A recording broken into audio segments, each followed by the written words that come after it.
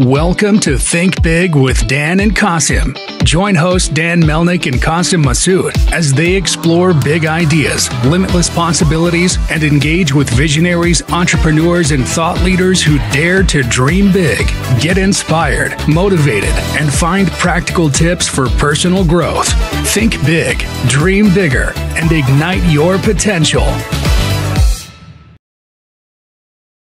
Yeah, welcome back, everybody. Guest today, Aaron Roubitchek. Aaron, please tell us where you are in the world and what you do for a living. Yeah, so my name is Aaron Roubitchek. I'm the founder and CEO of a brand called Ponto Footwear, based in San Diego, California, with about half the team also based out of New York. What Ponto is we are a circular platform business. We're focused on the opportunity of circularity, which I'm happy to explain what that is more in a second, but focused on the industry of footwear and apparel. So we started out as a direct-to-consumer brand, really looking to innovate how product is designed to be more fitting for a circular economy and sort of recyclability model. And since the inception of Ponto, have extended into a wholesale business, a private labeling business, where essentially, there's all these massive organizations in the footwear and apparel world that are looking to both optimize their supply chains in light of geopolitical tensions, but also figuring out how to accomplish environmental and social good requirements that governments are putting in place across the world. And so a lot of companies have had a lot of headwinds, laid off a lot of sustainability departments, and also are just so big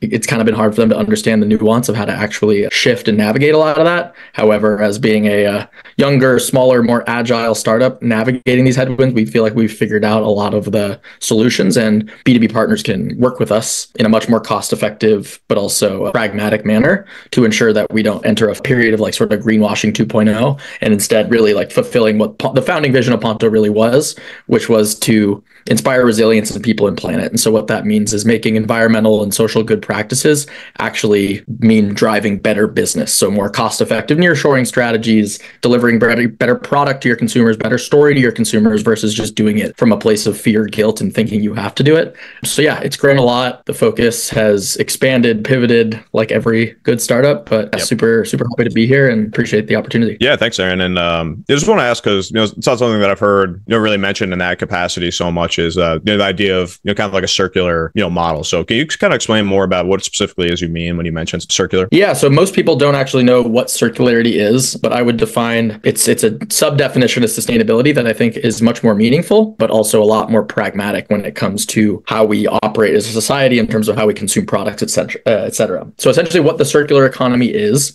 it's the concept of making products out of things, both synthetic and biodegradable, that can ultimately be disassembled and recycled or biodegrade. And so synthetic materials go back into producing that very same product, and the biocomponents go to biodegrade back into the earth. And so the reason it's such an interesting topic is I think for about the past decade, as sort of environmental social good business practice adoption has been something we talk about. There's a lot of businesses or a lot of people that argue that environmentalism can't exist at the expense of commercial profitability and success. And instead we need a model where those two things can happen in tandem if we actually want to implement this stuff and not just make it greenwashing, which is talking about sustainability but not actually doing anything about it. Right. And so circularity, I personally believe, and many believe, to be the more adoptable and pragmatic way to actually make, like I said, fulfilling our vision of resilience in people and planet, but more resilient supply chains, more resilient product, and just doing better business, a concurrent outcome with doing better things for the planet. It actually, circularity was born in Japan when Japan was on feudal isolationist rule in 1600. They're one of the most major natural nutrient deficient countries or land masses in the world. And so when they cut themselves out from the world, they, out of necessity, created this sort of culture of circularity, which is, the things that they then use again and repurpose into things. And so it has a long history and heritage coming out of Japan, which is why that market is of extreme importance for Ponto and will be our first international launch point, but also why when so many people go to Japan, they're just like, the Japanese are so clean, they're so ethical, they're so organized. And it's like, yes, this actually roots back hundreds of years and is where this all comes from. So yeah, that's awesome. And I think it's really important. I mean, one, from a marketing standpoint, but also just from you're right. I mean, we can't go take this huge step and force everyone to take these huge steps to be ultra sustainable at the expense of prices for consumers, at the expense of small businesses that already are struggling to compete against these massive established businesses. But I think from a marketing standpoint, the word sustainable is just thrown out there with no really clear definition. And when you see that attached to a brand that maybe even one that you like, you're not always really sure what that means. I mean, when I see that, I don't know what it means. I mean, does that mean like what you make is sustainable? Like the business is sustainable? Like I hope so for your sake. Is it a business thing? Is it an environmental thing? You just don't know. I feel like it's just a blanket term that people throw out there and it's not always clear what it means. So more clear definitions with things like, circularity, I think is kind of the way that people can position themselves so that, and actually be transparent about what they're actually doing, not just saying we're in this good side here. So all the consumers know we're in the good side and we're sustainable. And it's like, whether you can't actually find any information about like how that's the case or any evidence to support it. So definitions like that and like really clear labeling with like, I know I mentioned off the pod, we've been doing a lot of CPG lately. That's another area where it's like, okay, you're gluten free, but you only have to be 20 parts per milligram, or under to be considered that. And people are still get very sick when they have celiac and eat it. So these very clear definitions I think are really, really important. I'm happy you got the chance to explain that because I think that's really important for consumers, but also people that may be getting into the space. It's important for them to know, to, have a real meaningful kind of labeling and practices if they're trying to be sustainable. So yeah, and I think I appreciate that. It's 100% correct. Like sustainability is a very diluted term at this point, and I'm firmly of the belief that, as is our team, that circularity is sort of the opportunity to give sustainability meaning, value, and excitement again. Mm-hmm. However, with that comes the obligation to understand what is the sequence of actions, paths, foundation building actions to actually build a circular economy. And so an interesting sort of reference point for what circularity actually looks like is really one of the only industries that's ever successfully adopted circularity is the printing industry. And so when printing solution digitized, I don't know if you remember ink cartridges, not many of us print much anymore outside at an office space or a FedEx location, but you'd buy that printing cartridge, you'd run out of ink, a little color would trigger in terms of like a phase change on the actual ink cartridge itself, and it came with a pre-packaged bag with a shipping label. You'd put the cartridge in there and you would ship it back and get a rebate that would then apply towards your next cartridge purchase. That's very true. I forgot all about that. Yeah, I don't know why it never like occurred to me. I was like, there's nothing else in the world that does this, but yeah, this is like textbook Casey stuff. But that's a successful model where you're financially incentivizing the purchase as well as the take back, and it creates a reoccurring revenue model that's very profitable for an end business. For the industry that we're focused on, as well as for other industries, there's sort of a series of steps that you need to accomplish to make circularity adoptable. And it starts with cutting off the usage of new, what we call virgin synthetic materials. So it's using recycled content for whatever it is you're making. It's electronics, footwear, et cetera, using as much recycled content as possible so that we're not putting net new plastics into the world. And then where possible and feasible, you're using the necessary biological components or from the earth that can biodegrade and go thereon.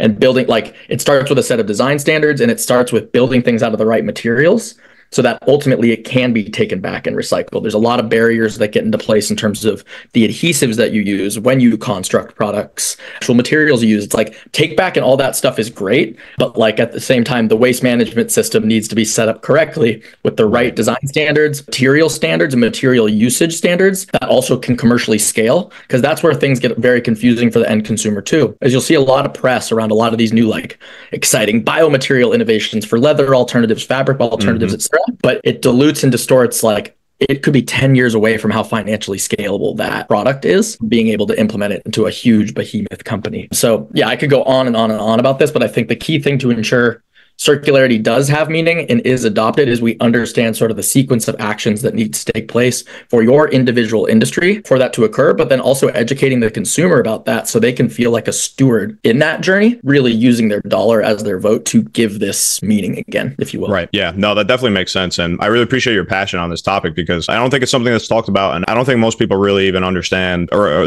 have even ever heard that term before, and nonetheless, like understand what it means. So I think this is really important for people to like hear and understand. Whether you're a business owner trying to be sustainable in your business or a consumer who wants to support, vote with your dollar, as you say. So I think that's really important. I appreciate it. So what kind of challenges does that kind of pose for you going down and kind of working through this model and wanting to be very sustainable and being circular? What kind of challenges does that pose for you in your product development and kind of like your logistics about how you get products out and how you manufacture your products? Yeah, I think there's sort of what challenges did it pose in the past, and there's sort of what challenges is it posing presently, and then what does it pose in the future. I think when we first started out, we started out, I started the business in 2018, but we launched in 2020, but we were building samples and products and doing all that before then. Gotcha.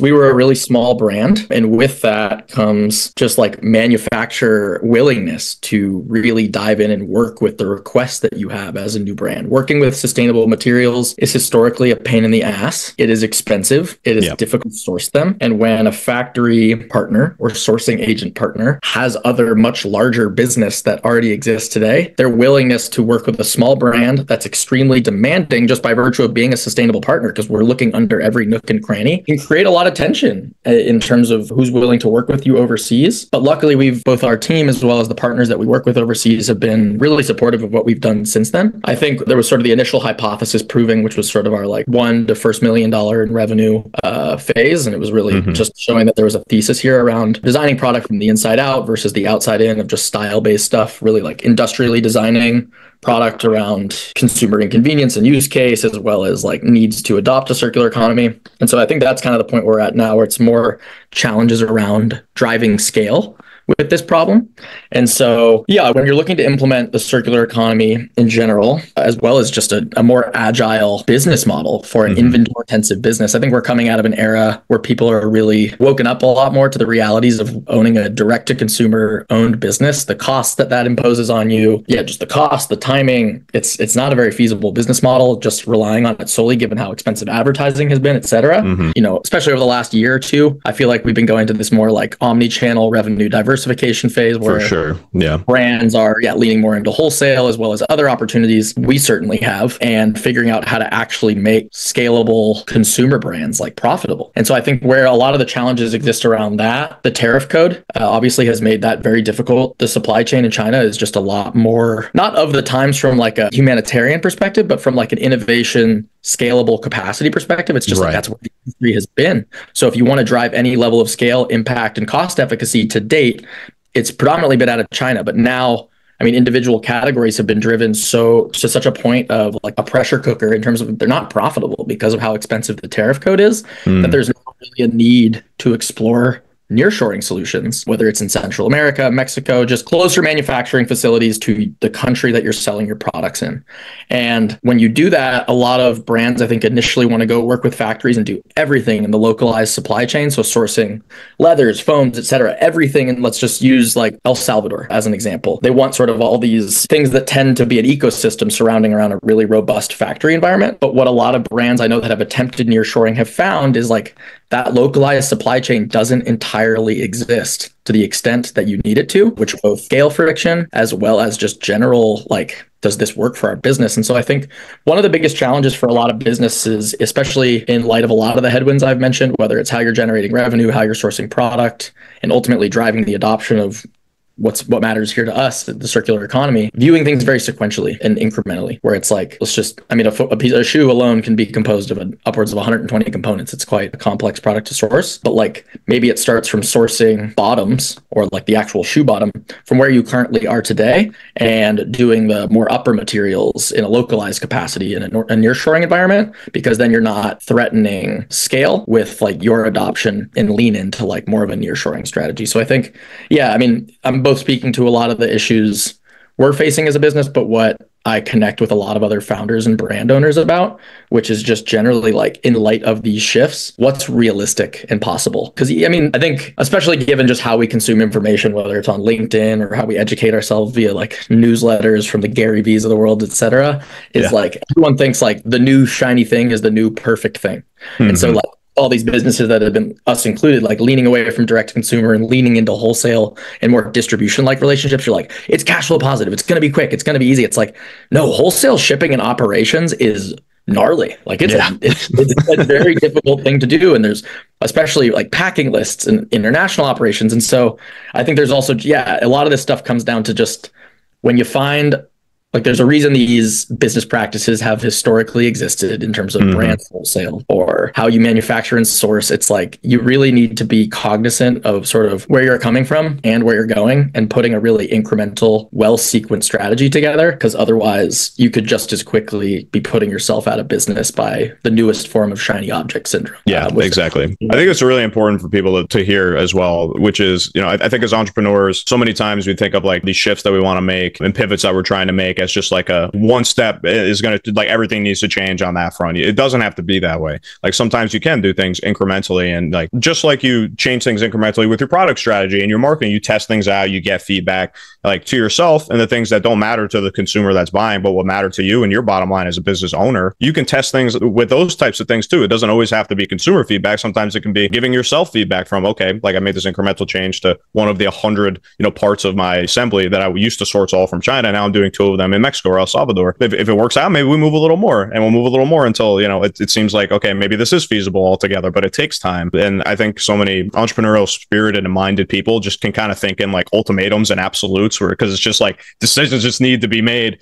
And if it's like, if you're making like 1% of a like overall decision, I think it'd be uncomfortable for a lot of people. So, but I think that's a good perspective. I think it's a healthy perspective that people, I think, should take into account when they have decisions like that to make. Yeah. Yeah. And that's, I love Japan. Japan really matters to us given we're a circularity business, but they also are a very like celebrated and successful culture when it comes to scaling innovation and new business practices. And there's a philosophy in Japan called Kaizen, which is just sort of, it's metaphoric. It's kind of like, one foot in front of the other every day, focusing on just never ending continual improvement. It's been adopted in more popular forms, like in B2B books, like the Toyota method, if you ever have heard of it. And like literally when we were in Japan, we went to go visit a factory for a very famous Japanese knife supplier. And they literally had a part of the factory and office that was called the Kaizen department. And it's like the internal consulting That's group awesome.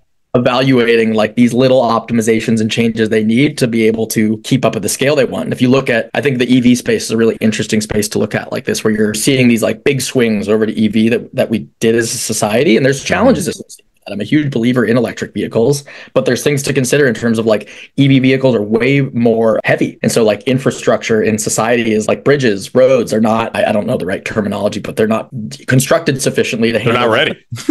Yeah, carrying capacity.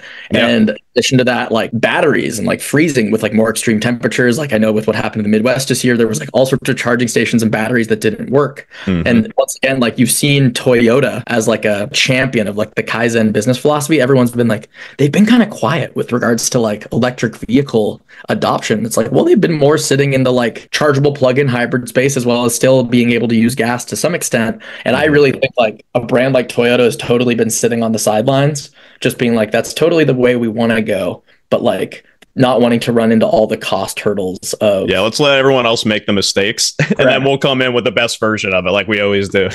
Exactly. Yeah, that's awesome. No, I don't think it's an oversimplification, this concept of Kaizen, but it's something that's really important. And I think it can get lost again when you're an entrepreneur in, a venture project where there's 1,000 things every day. You can forget that like you need to take these steps to think about scalability, even though the last month you might only be really thinking about one project that's just like never ending series of like fires that you're putting out. It's still important to have that. And, just think for like your 30 or 45 minutes of a day, like remember your Kaizen, remember your thing, or that thing that you need to take a step towards, even though it's not the most pertinent thing, it's still something you need to take a step towards every single day, 365 days a year. It's important. It is. It might sound simple, but there's a reason why Toyota has a Kaizen department, because it might be simple, but if you forget it, like, it's simple, but it's something that needs to be incessant and persistent every day. So it's definitely worth mentioning. It's something people should hear and continue to remember, I'd say, for sure. Yeah, it's important for both mental health, so that they wake up and it's like, what are the 1 to 2 things I actually need to do today to move the ball forward? And a good metaphor for it, I think, is just like compounding interest. It's like if that 1% improvement every day takes place over 365 days, not to be so Warren Buffett, it's like, that's really good compounding interest. It's a lot of performance. Oh, that's awesome, man. So let me ask you this. I'm curious. I know you mentioned in the beginning that you kind of started from direct to consumer, which is obviously, as you know, pretty typical for any brands to start online or started kind of like during COVID. I know you said you kind of launched 2020 like you did. So what was your kind of path path from starting with that to doing wholesale. And then I think you might have said that, your private labeling was the most recent venture that you've done. Can you kind of just walk me through, how you ended up making the decisions to go like each one of those routes and how successful they've been? Yeah, I think so. When we started, like I said, we originally were a direct to consumer brand. My background, I was at Google and YouTube for 5 years, sort of in that revolution of things. So yes, launching a business became much more accessible, as well as advertising was cheaper back then. Profitable acquisition happened was easier. So I think we came out of this period, I would say the later end period of like direct to consumer being like the shiny object, everyone thinking like that's where the world, there was tons of venture money thrown at that space across Allbirds, Rothy's, Everlane, Outdoor Voice. Like there's a whole cohort of brands that came up from that chapter and really moved the world forward in a lot of ways that have sort of been a rising tide that's lifted ships like us. But we were one of the brands that just we didn't raise shit tons, pardon my French, of venture funding like a lot of those brands did. And so, I mean, we were literally launched on liquidated 401k money during the pandemic, as well as like liquidated savings that my founder had in a slight SBA loan, not PPP or like that stuff. It was just like a classic 7A loan. Right. And I worked at Google still for 3 years while founding my business. Wow. So we're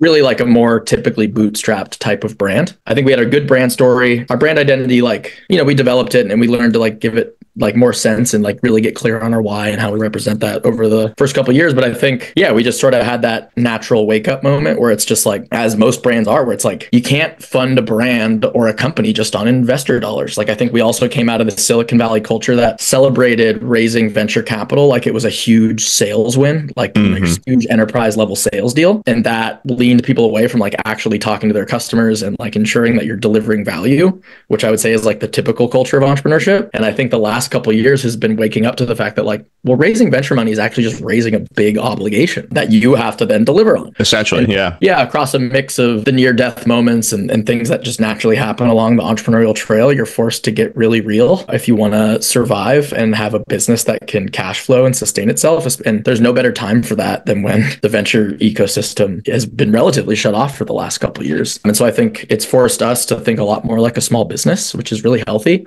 And I think it's, speaks to like one of the philosophies I have in life, which is, I think it's like a Winston Churchill quote or something. It's like never waste a good crisis. And so a lot of these changes have just been around getting real around what we need to do to actually have a viable business versus just endlessly raising investor capital to survive. So along that trail, wholesale is a natural evolution. I think it comes down to like, there are just people in the ecosystem of footwear that have distribution networks, relationships with wholesalers, et cetera, that can, if you have a really good product and a good story, can help you scale it quicker and just not make you have to learn everything. But also it also cuts really deep too. We're like towards the end of last year, I was at a dinner with one of our board members and my co-founder, and I was just like, I'm really sick of talking to investors. I feel like that's all I've done for the last 5 years. Nothing against investors, they're great. But I was like, I just feel like I could be more thoughtfully putting this sort of salesmanship energy and passion to work. And I was like, I kind of want to just hit the road and sell shoes out of my car like the greats did, or like anyone that made it did. And so a lot of support from my team and some of our investors. I hit the road for 70 days at the beginning of the year. That's awesome. Full of like all this new product that my co-founder helped develop and like reimagine. And the whole goal was like, let's actually get out there and start talking to our customers and like understanding like, does this thing matter? And like, how do we make it viable? And that process of just getting out and like driving across the heartland. I did 17 states in 70 days and then went to Japan to launch the brand there. And it's so like cool. The rate of optimization that happened for the business when I actually was living the business. It's not rocket science, but it kind of feels like that given how many hours are spent just sitting behind Instagram and Klaviyo and screens and Gmail, et cetera. And it's just like, like get out there and talk to your customers. And like, it's the best way to hypothesis test and also like listen to what's real, possible, and achievable. So still never-ending challenges, but the opportunities of that sequence of revenue streams, et cetera, all sort of unveiled themselves just kind of on this natural journey of how do we build a business that can sustain and scale. Right. Yeah, no, that definitely makes sense. And I feel like the omni-channel kind of approach is like really where I think a lot of business is going, like kind of across industries, because I think it was kind of two things in my experience. Was pre-COVID, there was like, like you say, the big shiny thing was like e-commerce. That was like the big e-commerce boom, the big Shopify boom. And like, it's kind of odd that happened the time that it did, because I feel like at that same time was right before COVID. And then when the pandemic did happen, I feel like people's reliance on wholesale and retail, people realized like, oh, that could all end in an instant, so like, that's not a viable thing to only have business through wholesale. Like, no, we're never doing that again. So there was this kind of like that big e-commerce push was happening right as like people started to realize like, oh, my wholesale, all of my money that comes in could all be taken away if I just sell in Walmarts or just selling Walmarts and Targets. Like it could all be gone tomorrow. Like who knows what's going to happen next. And then now it feels like, and tell me if you agree with this, it feels like people are starting to, get back to having like things are starting to pan out again. So I'm not saying people are wrong in thinking this. People are starting to trust wholesalers and like retail business again, which is probably right. And I think coming out of the pandemic as well, it's so interesting that timeline because people realize I don't have to leave my house. Like I can just shop online. I get everything I need right from my house and they'll deliver it. Amazon delivers in 2 days. Even if I have to wait a little longer, I don't care. You do it from my house. It's fine.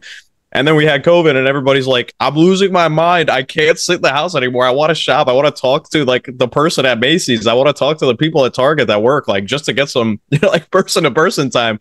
So it's been a really interesting, I would say like, and I'm sure better than I do, you're running this brand during that exact time. It's just been a really interesting kind of sequence of events with, which types of channels are viable. And I think the ultimate take that I find to be most sustainable and successful in all the brands that come on the podcast and I do interviews with is this kind of like more variable omni-channel approach like you're doing with, you still have your e-com brands, you're doing wholesale, you're doing private labeling. So at least if something happens again where like your wholesale goes down the toilet, at least you have these 2 other channels and you know how to nurture them and maybe, bring people over from what you're doing before to nurture those back to, the revenue goals that you used to have. So yeah, I'm just curious if you like, is that how like your experience was during that time, like pre-COVID, during and after? Because it's like obviously it's like a tale of like 3 worlds in small business over like the past 6-7 years. Yeah, totally. And I feel like every year it's just been like, oh, it's never been this bad before, and it's just like, well, yeah.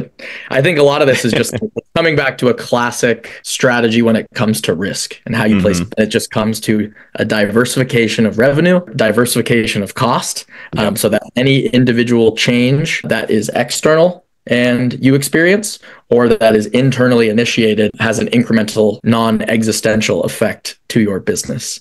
And so that's a very simplistic way to verbalize something like that. But I think everything you said is 100% true. And it applies from everything in terms of how you're generating revenue on the internet to how you're generating revenue in wholesale, but also how you source product in the supply chain. It's like you should not be relying upon one country or one manufacturing facility or one channel or one product, because if that's the case, one thing changes in the form of behavior, it's existential, and overnight, like it could be lights out. And once again, it's easy to talk about in ideology. It's different in actual adoption and practice. But yeah, I think this is yet again, whether we're talking about circularity, whether we're talking about driving profitable business in a down, venture environment, it's just like at the end of the day, it comes down to just business planning and like just keeping your optionality there, where it's like, even if you start to nearshore, and that's what we help a lot of other brands do. We need multiple factories because there's scale risk, too much geopolitical tension in the world. It feels like there's more now than ever. I think we just feel it and know it more than ever because of shit like TikTok and Instagram and stuff like that. It's so much more visible now. It's like even stuff that's been going on for literally centuries in certain parts of the world. We always have cameras. So exactly. So I think it's just basic, once again, investing 101 is diversify your portfolio. Yeah, no, exactly. Yeah. There's one question I always like to ask everybody that comes on the pod. Obviously, you've been kind of a little pre-COVID with your development launched in 2020 and I've kind of gone on to, have these different channels that you sell through, right? So knowing everything you know now, everything you learn the easy way, you learn the hard way, going to Japan, all your experiences, like if you could go back to, day one of starting the brand and give yourself one piece of advice, what do you think that piece of advice would be? Hold on, I'm just trying to sit with it versus like just spewing something just to sound nice on a podcast. No, I appreciate that actually. I'm very I have social anxiety. I'm a total people pleaser, things like that. And I think whenever you're an entrepreneur and you're jumping into something new, the only way to figure shit out is to break shit and figure stuff out. Pardon my French, but it's like you have to fall on your face to get back up. And I think in the early years, I exposed myself to way too much outside advice from different, all well-intentioned people giving me their time, willing to listen, willing to help, willing to lend their heart. So this is no discredit to them. It's more just a slight to my own learning journey. That was I almost got I would avoid doing the hard thing or making the mistake on my own and try to relegate that off by seeking too much advice from other people. And it would both hold back my own learning journey as well as distort my own, developing my own intuition when it comes to making sound business advice, going from being like an account manager at Google to whatever it means to be a CEO. And so, yeah, having a tribe of mentors is super important. And once again, this is no discredit to like the village of people that have given me their time, like so above and beyond what they should. But I think it's getting really clear on who your tribe of mentors are, kind of limiting that, I would say, to maybe like 5 people at most in terms of who you go to seek advice from. And like, what is that person a subject matter expert in that like they can help you accelerate through that learning on your own. I think in the first couple of years, I sought advice about everything from a lot of people because people are super accessible on the internet and there's just a lot of really friendly, good people out there who are very competent. And I think that just held back my own falling on my face and taking risks and just stuff that's pretty normal and natural and building your own business. And yeah, I mean, it's not rocket science, but yeah, that'd probably be my biggest. No, it's fair enough. And it's good advice because in 2024, even in years past, I mean, the ability to have like fractional help in any very specific thing that you need done is basically infinite. I mean, you find somebody on Fiverr, you could pay them $100, like, maybe you get a decent job done, but it's not that important, whatever. But there is hundreds and hundreds of advisors and people, like you say, willing to help. And it sounds like did help you, but you can only sustain that relationship and like pay those people and, have that exist for so long before like, you try to learn from what they taught you and what they did for you to try to do it on your own. And even if you learn perfectly from the perfect advisor, you're still going to make your own mistakes doing it. And in the early stages, you might be right. It might be better maybe to like go through those things on your own and maybe like fall on your face, as you say, and make some of those mistakes on your own before you have an advisor come in. So, maybe you can advise them on your specific business, like mistakes you've already made and things like that. So I think that's actually really proper advice, actually. Yeah. And I don't think it, like now that I think about it more, like I don't think it just applies to advisors. I think it's just generally a sentiment of outsourcing things. Yeah. Like I think we came up and we're still in this phase of kind of like internet companies where it's like, I can sit on a beach in Tahiti, like completely unplugged and just watch the Shopify revenue like come in, and it's just profit city, baby. And it's just like there's like this sort of like misnomer around like we all wanted to become entrepreneurs. Becoming an entrepreneur became a lot more accessible. Yeah. And so there was like this mass culture of outsourcing where it's like you could just solve all your problems through vendors and software and automation. Automate everything. Yeah, exactly. But like no, like you still have to understand how that part of the business operates for automation to work and make financial sense. Mm-hmm. And so I think, early on, and some of it might be a product of having still worked full time for a few years. And once again, sort of coming from that venture ecosystem where I think people felt like they could buy their success, which is like, that is never the case. It's all work ethic and luck. Like the quote of like, the harder you work, the luckier you get. But yeah, I think I would have outsourced less and like started the business off like, we did the customer tickets in the earlier days, and like that's why customer experience went better. But like we should have been doing the shipping of the packaging. Like I should have been traveling in my car sooner, like selling directly to wholesale, and like voice to the customer, voice to the operation, and like ears to that stuff is so critical. So yeah, just less outsourcing for both advice, services, etc. Build from the outside. No, I think that's great advice. And inside out, rather. Yeah, right. Yeah, no, I get that. And it's, again, a lot of our listeners are entrepreneurs, and I think people listen to the pod to try to learn from other people's mistakes many times. And especially if somebody's looking to get into this space, maybe they come across the video, they see a little thumbnail of your product and your face, and they say, like, this is exactly what I'm trying to do. Maybe they can learn a little bit from you about like, things that you've done, that they've tried, and take this advice and maybe not make all the mistakes that you made. So it's quite valuable, I think, for people to hear, and I really appreciate it. So I also just want to give you a quick opportunity, Aaron, before we hop off. I just want to give you an opportunity to plug your website, any socials you want people to know, anybody listens to the pod, they love you, they want to keep in touch with you, they want to keep in touch with the brand, let people know the site, any way to keep in contact with you and with the company. Yeah, so pontofootwear.com. In terms of, I haven't talked a lot about the shoes we make, but in terms of really what we look to address is obviously we live in a more fast pace, can do more in a single day than ever before because of technology, ease of travel, etc. And so our products really are meant to enable you to do more with less. That sounds trite, but really what that looks like in footwear is not having to trade off or bring a separate pair of shoes for stylish occasions, needs around comfort, things that are durable in terms of like being able to handle different weather patterns or, non-slip situations. So it's like the things that matter to you most, but never at the expense of the planet. So it's not having to trade off style, comfort, durability, and sustainability. And so we have a lot of new product coming out this year. We just launched some new product with the women's market, I believe last week. And our shoes, our loyalty rates from our customers, I think, speak for themselves just in terms of how much of the total addressable shoe shelf, as I say, you can actually take on with a pair of Pontos. And if you use the code Ponto20 on our site, it should give you a discount. So highly recommend. You can learn all sorts of stuff around how long the cushioning lasts in your standard pair of running shoes versus Ponto, Pontos, which are far more comfortable and last for over 1,000 miles of walking, and without cushioning degradation versus your standard pair of shoes that last like 150 miles. So I'll save you of the nerding out on feature by feature why our shoes are better. Yeah, experience it if you'll use them and need them. So yeah, awesome. thanks. Awesome, man. And thank you so much for coming on, Aaron. Really appreciate it. Cool. Thanks. Thanks, everybody.